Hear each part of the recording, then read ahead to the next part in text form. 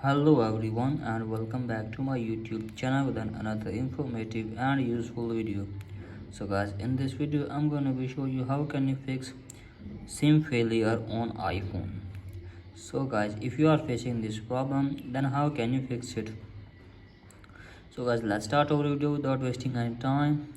So guys, first of all, you have to just simply close this page. Now after that guys, what you need to do, you have to just simply force restart your device for one time.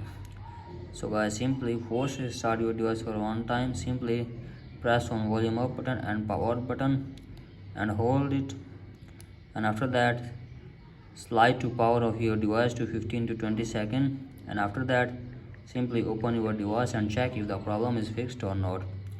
And if the problem is still there guys, then what you need to do, you have to just simply open settings, and from here guys, just simply scroll to below, then tap on channel, then tap on about and update your carrier settings, and after that simply go back, then tap on software update and check if there have any update. Then simply update it first and check if the problem is fixed or not.